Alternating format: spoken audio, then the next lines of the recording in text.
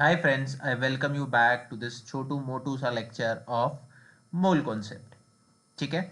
इस चैप्टर में हम some basic concepts of chemistry को स्टडी करेंगे।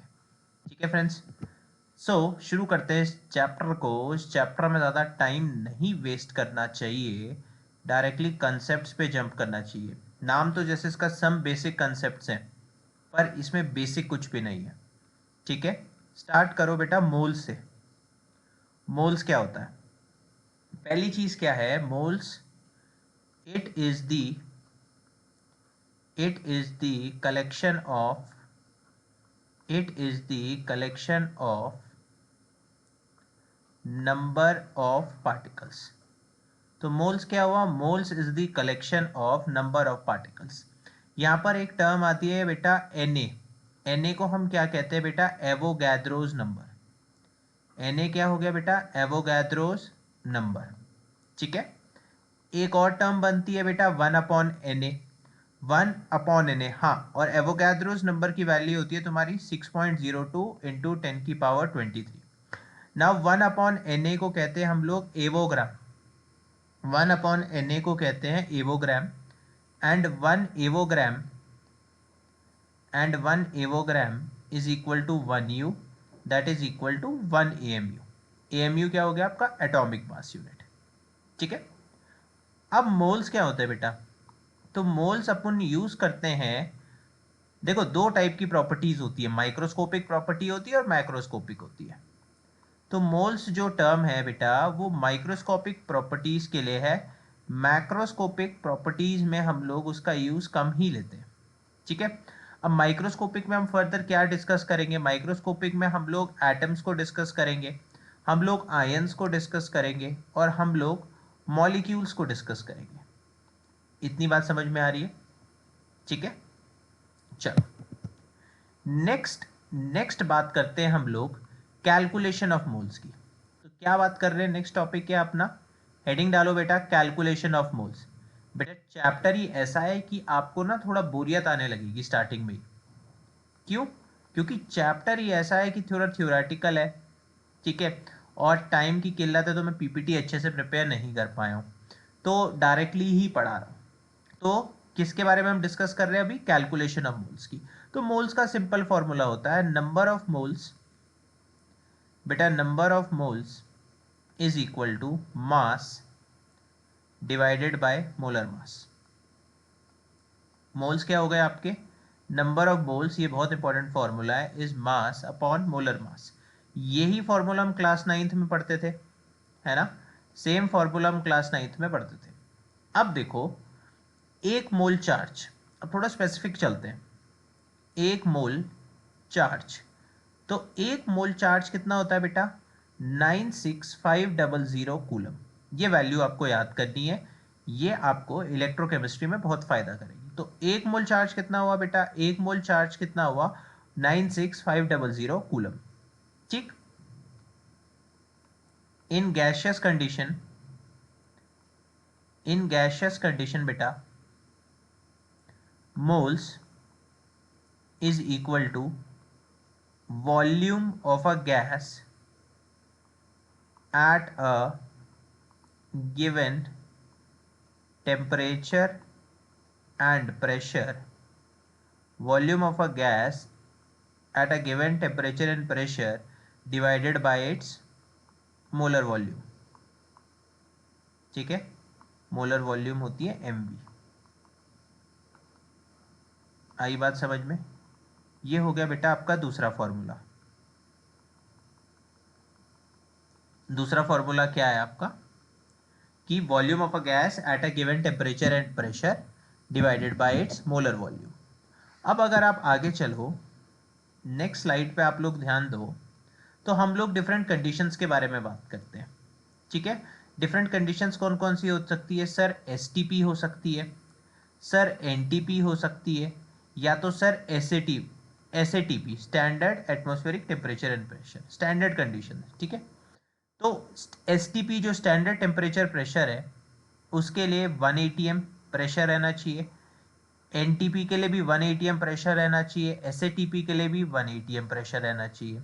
टेम्परेचर बेटा इसके लिए 273.15 डिग्री केल्विन या 273 ले लो, इसके लिए भी 273 केल्विन, और इसके लिए बेटा स्टैंडर्ड होता है अपना 298 यानी कि 25 डिग्री सेल्सियस। ओके, वॉल्यूम क्या होती है इसकी, वॉल्यूम ध्यान देना 22.4 लीटर्स लेते हैं मोलर वॉल्यूम। इसकी कितनी वॉल्यूम लेंगे, इसकी भी 22.4 लीटर्स लेंगे। इसकी कितनी लेंगे बेटा 22.48 लीटर्स इसकी मोलर वॉल्यूम लेंगे। आ रही है बात समझ में।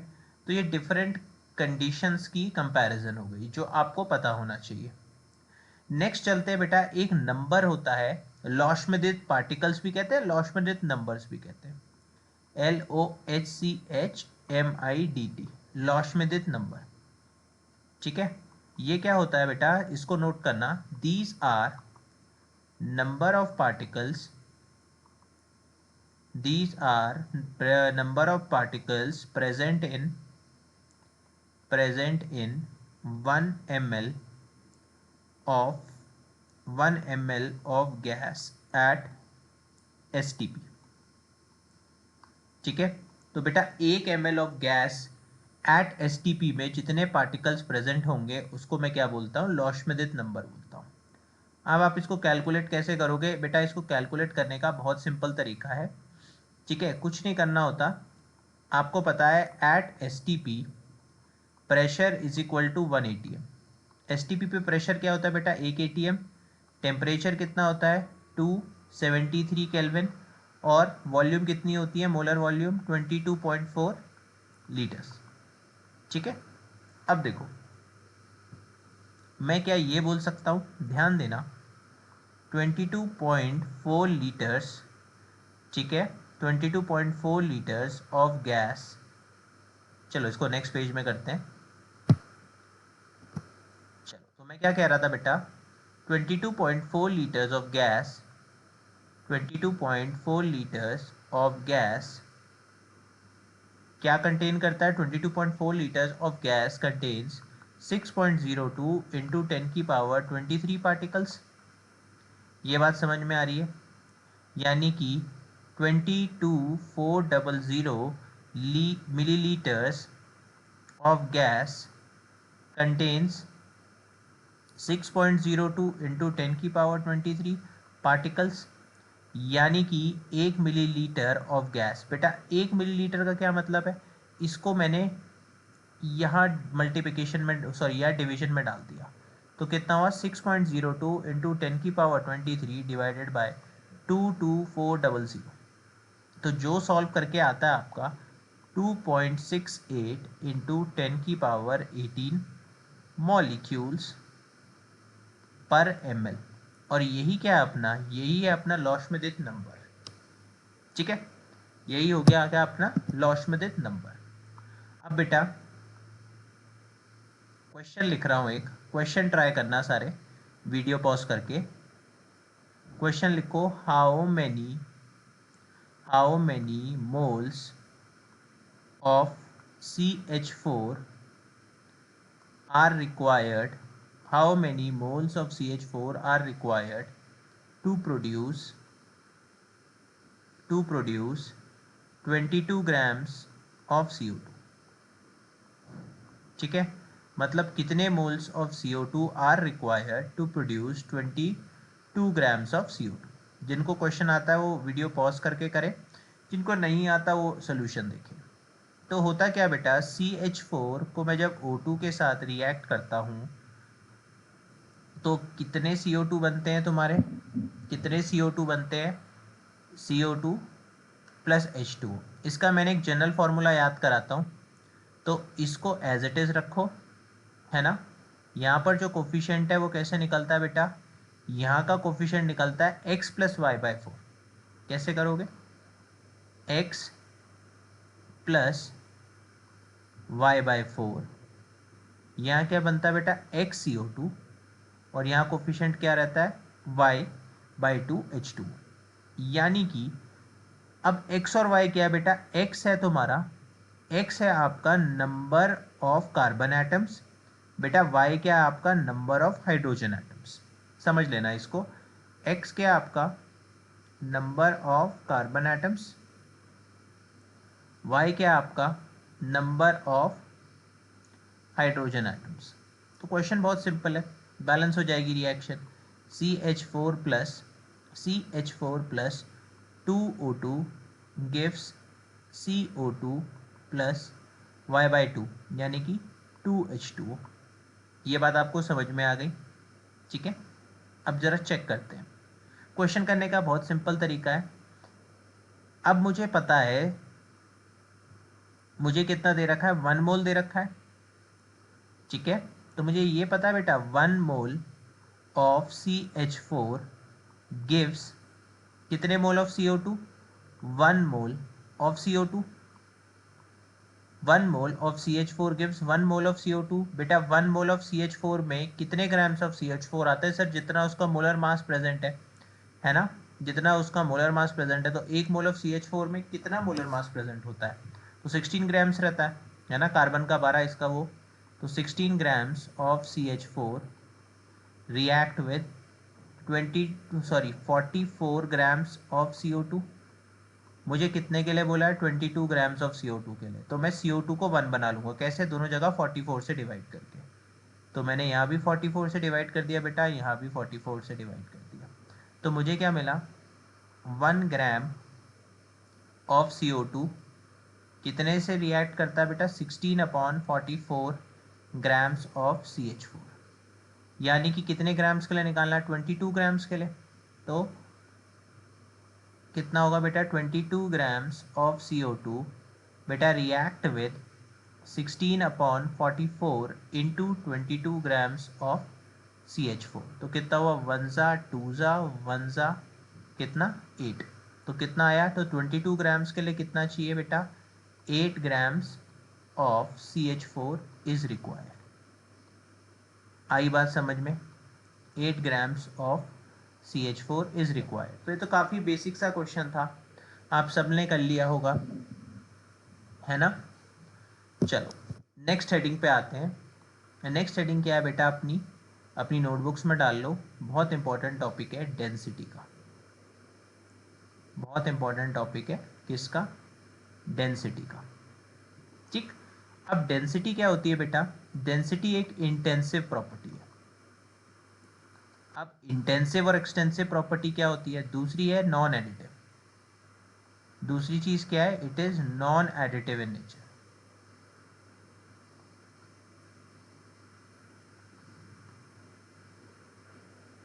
ठीक है। तो डेंसिटी क्या है, इंटेंसिव प्रॉपर्टी, दूसरी क्या है इसकी, नॉन एडिटिव इन नेचर। अब देखो डेंसिटी करनी कैसे है, या बात कौन कौन से टर्म्स की करनी है, ठीक है। तो डेंसिटी क्या होता है बेटा, जो नॉर्मल आप चीज पढ़ते हो, ठीक है। नॉर्मल चीज क्या पढ़ते हो, density, density is equal to mass upon में वॉल्यूम, जो पूरी दुनिया पढ़ती है, ये वो फॉर्मूला है। Density is equal to mass upon में volume.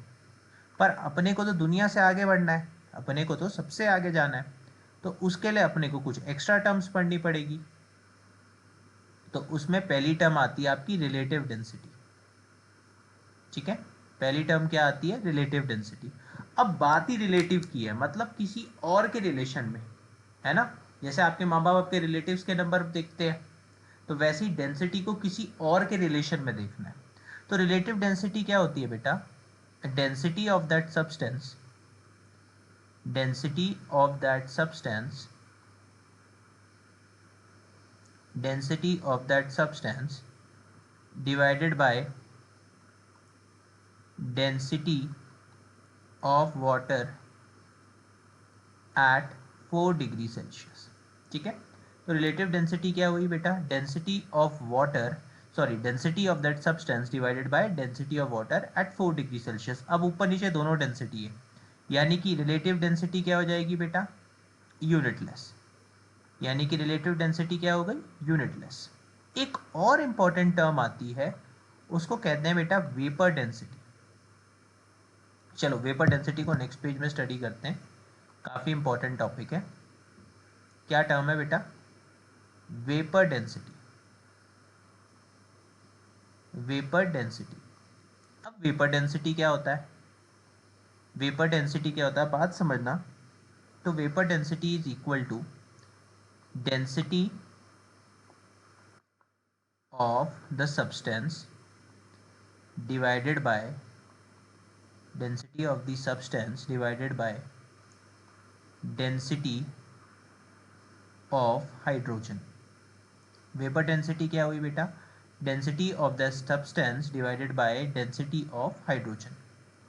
Now we are going to calculate vapor density of 1 mole of a substance. ठीक है, vapour density of 1 mole of a substance. तो डेंसिटी को कैसे लिख सकता हूँ बेटा?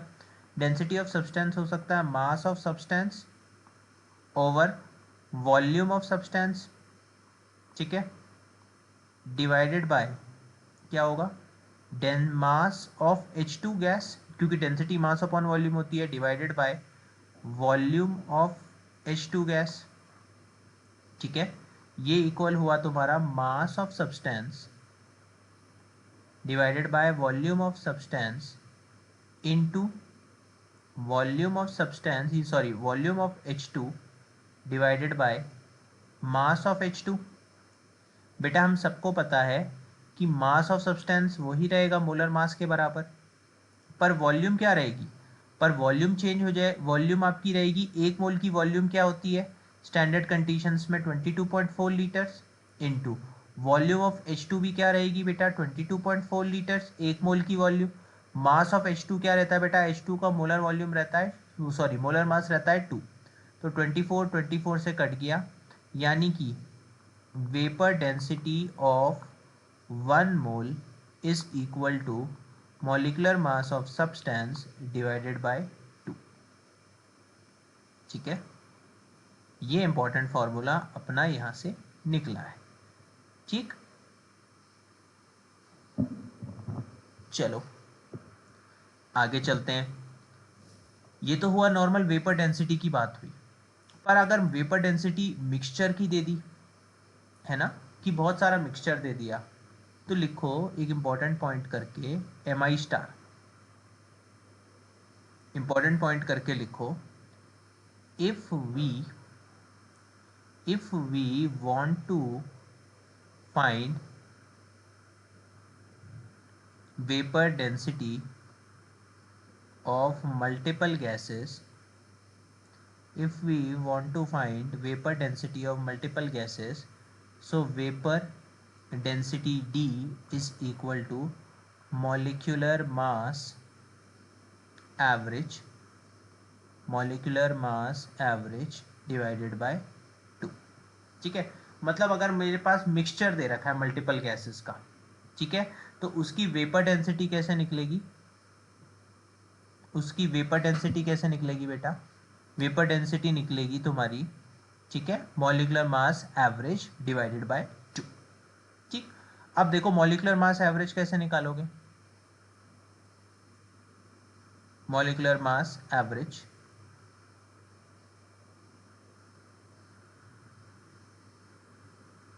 is equal to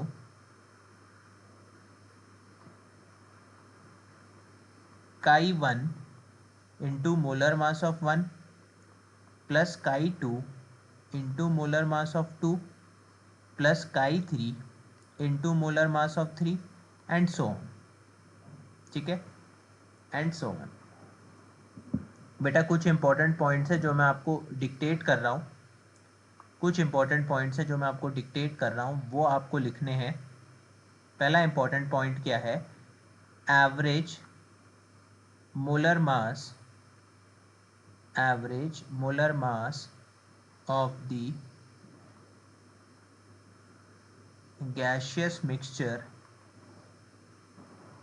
will be between the molar mass of lightest and heaviest gas. यानी कि जो एवरेज मोलर मास है बेटा, जो एवरेज मोलर मास है वो किसके बीच में रहेगा? जो लाइटेस्ट गैस है और जो हेवीएस्ट गैस है उनके बीच में आएगा, उनकी वैल्यूज़ के बीच में आएगा. एक और इम्पॉर्टेंट पॉइंट है, देखना. If the average molar mass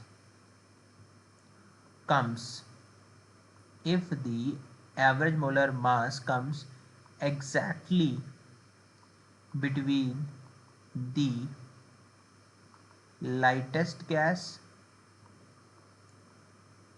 and heaviest gas, if the average molar mass comes exactly between the lightest gas and heaviest gas, then the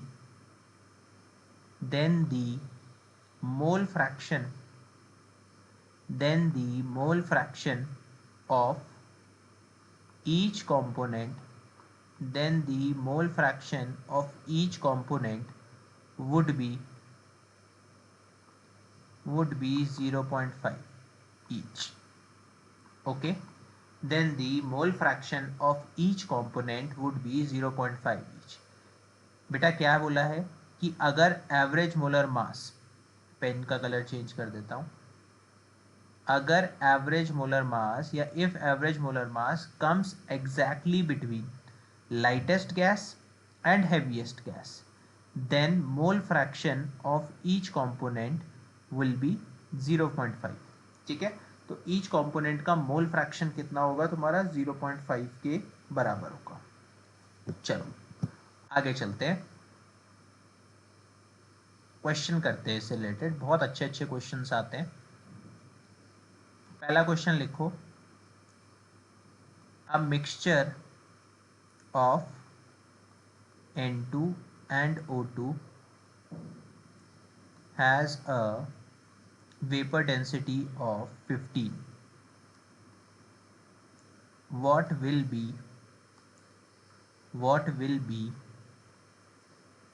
the mole fraction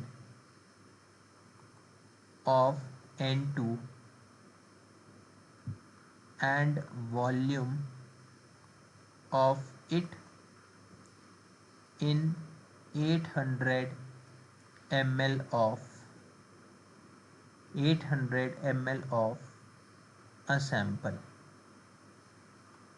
ठीक है बेटा, जिनको क्वेश्चन आता है वो वीडियो पॉज करके क्वेश्चन ट्राई करें और फाइनली आंसर देखें.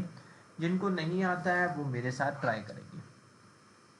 तो हम लोगों को पता है बेटा वेपर डेंसिटी, ठीक है, is equal to molecular mass average by 2. Vapour density कितनी दे रखी है मुझे 15, यानी कि 15 into 2 is equal to molecular mass average कितनी आ गई बेटा 30. ठीक है, अब एक के मोल्स मान लो, मैं ऐसा कहता हूँ 30 is equal to molecular mass average.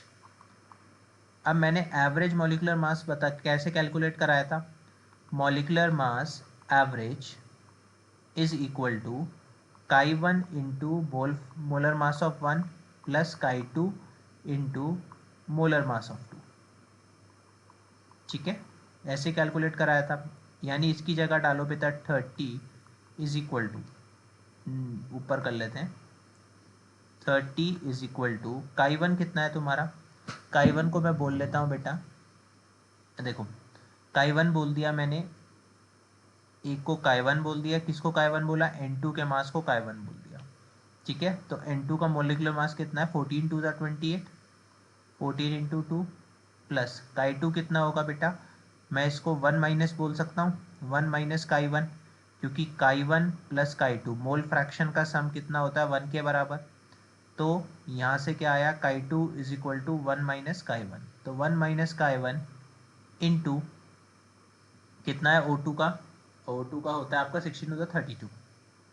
ठीक है, इसको सॉल्व करोगे तो 30 इज इक्वल टू 28 काई 1 प्लस 32 माइनस 32 काई 1. ओके, यहाँ से आप देखोगे तो यहाँ कितना आया -2 इज इक्वल टू -4 काई 1, यानी कि यहाँ से काई 1 कितना आ गया बेटा 0.5 मोल्स. आई बात समझ में, काई 1 कितना आया 0.5 मोल्स. अब वॉल्यूम निकालनी है आपको, तो वॉल्यूम कैसे निकालोगे, volume is equal to mole fraction, volume is equal to mole fraction into total volume, volume is equal to mole fraction into total volume of mixture. बेटा देखो जितना पड़ा है into total volume of mixture कर दोगे तो कितना आएगा 0.5 इंटू 800, तो कितना बचा 400 ml। आई बात समझ में, है ना। तो ये आपका एक क्वेश्चन, बेसिक सा क्वेश्चन हो गया किसका, आपका वेपर डेंसिटी का। एक और अच्छा क्वेश्चन करते हैं वेपर डेंसिटी का।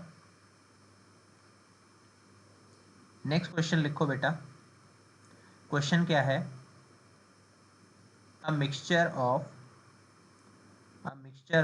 O2 and H2 has a vapor density of 10 if the mass of mixture is 1 gram, then if the mass of mixture is 1 gram, then mass of H2 present in the mixture is। चलो बेटा बहुत simple सा question है, video pause करके try करेंगे, सभी solution नहीं देखेंगे। तो क्वेश्चन क्या कह रहा है कि mixture of O2 and H2 has a vapour density of 10। ठीक है, दो गैसेस का मिक्सचर है O2 और H2 का, जिसका वेपर डेंसिटी कितना है बेटा 10 है। यानी कि यहाँ से मैं vapour density is equal to molecular mass average divided by 2 बोल सकता हूँ। वेपर डेंसिटी क्या है तुम्हारी 10 into 2 is equal to molecular mass average. बहुत सही, ठीक है। अब मैंने तुम्हें क्या लिखाया था formula, molecular mass average is equal to Chi1 into molar mass of 1 into Chi2 into molar mass of 2। ठीक है, O2 को मैं बोल देता हूँ बेटा, यहाँ पर O2 को बोल देता हूँ Chi1 और Chi2 क्या है H2। तो मैं ये बोल सकता हूँ बेटा Chi1 plus Chi2 is equal to 1, Chi1 plus Chi2 is equal to 1 बोल सकता हूँ। ठीक है, अब देखो मॉलिकुलर मास एवरेज कितना आया अपना 20 इज इक्वल टू Chi1 कितना है बेटा, Chi1 को Chi1 रहने दिया, O2 का मास कितना होता है 32 प्लस Chi2 कितना हो गया बेटा 1 माइनस Chi1 लिख सकता हूँ यहाँ पे Chi2 को 1 माइनस Chi1। ठीक है, तो कितना हो गया आपका 1 minus Chi1 into molecular mass कितना है H2 का 2। बेटा यहाँ से सॉल्व करके Chi1 कितना आएगा तुम्हारा, यहाँ से सॉल्व करके आएगा Chi1 आपका, देख लो कितना आएगा 20 इज इक्वल टू 32 Chi1, ठीक है, प्लस 2 माइनस 2 Chi1, यानी कि यहाँ से आएगा आपका Chi1 कितना 18/30। ठीक है, 18/30 Chi1 आ गया। तो Chi2 कितना आएगा आपका बेटा, Chi2 कितना था 1 minus Chi1, that is 1 minus 18/30। तो कितना आ गया आपका 12/30। इतनी बात समझ में आई। अब बस अब क्वेश्चन का एंड पार्ट है, अपने को क्या निकालना है, mass of H2 is equal to mole fraction into mass of mixture. ठीक है, मोल फ्रैक्शन कितना है बेटा 12/30 इंटू मास ऑफ मिक्सचर कितना है 1। ठीक है, 12/30 कितना हो गया ये आपका 0.4। ठीक है, तो correct answer is your 0.4 grams of H2 is present. Okay बेटा, बात समझ में आ गई। नेक्स्ट चलो बेटा, नेक्स्ट क्वेश्चन करो वेपर डेंसिटी का। क्वेश्चन क्या कहता है, 1.5 gram of a sample of CO and CO2 has vapor density of 16. The mole fraction of CO2 and its mass in the sample is। ठीक है, तो क्वेश्चन क्या कह रहा है, 1.5 grams of a sample of CO and CO2 is 16। आपको क्या निकालना है, मोल फ्रैक्शन निकालना है। तो देखो बेटा, यहाँ से मॉलिकुलर मास एवरेज कितना आ गया आपका, वेपर डेंसिटी 16 है तो मैं 16 इंटू 2 कर दूँ डायरेक्ट, तो कितना हो गया 32। फॉर्मूला लगाओ मॉलिकुलर मास एवरेज का, तो कितना हुआ, अगर मैं इसको बेटा काई 1 बोल दूँ और इसको बोल दूँ बेटा काई 2, ठीक है, तो 28 इंटू काई 1 प्लस 1 माइनस काई 1 इंटू 1 माइनस काई 1 1 माइनस काई 1 इंटू 44 इज इक्वल टू 32, यानी कि 28 काई 1 प्लस 44 माइनस 44 काई 1 इज इक्वल टू 32, यानी कि यहाँ से आपका काई 1 सॉल्व करके आएगा 12/16, यानी कि यहाँ से काई 1 कितना आ गया बेटा 3/4। डन, आप सभी का ये आ जाना चाहिए। ओके गाइस, तो यहाँ से काई 2 कितना आया बेटा, काई 2 कितना आया, काई 2 आएगा आपका 1 माइनस काई 1, यानी कि 1 माइनस 3/4, यानी कि 1/4। अब मिक्सचर कितना दिया है मुझे, ठीक है, मास ऑफ CO2 पूछा है ना, mass of CO2, mass of CO2 कैसे निकालेंगे बेटा, मास ऑफ CO2 निकालने का बहुत आसान तरीका है, क्या करना है, mass of mixture, mass of mixture को किससे इंटू कर दो बेटा, वही जो हम पीछे कर रहे थे मोल फ्रैक्शन से। ठीक है, मास ऑफ मिक्सचर कितना है अपना 1.5 क्वेश्चन में दे रखा है, ठीक है, मोल फ्रैक्शन कितना है अपना 1/4, जिसको सॉल्व करके आएगा अप्रॉक्सीमेटली 0.37, ठीक है, 0.37 ग्राम्स। डन, ठीक है। नेक्स्ट क्वेश्चन और वेपर डेंसिटी का लास्ट क्वेश्चन आप लोग अटेम्प्ट करो। क्वेश्चन क्या कहता है, a mixture of H2 and O2 having a vapor density of 9 is taken. What will be the vapor density of mixture in it if mole fraction of components are interchanged। ठीक है, अब vapour density देखो, question बहुत simple है, question पढ़ना video pause करके। पूछ क्या रहा है कि मेरे पास मिक्सचर है बेटा किसका, H2 का है और O2 का है, जिनकी वेपर डेंसिटी 9 है। तो यहाँ से क्या निकाल लो, मॉलिकुलर मास एवरेज कितना आया बेटा, वो 18, ठीक है।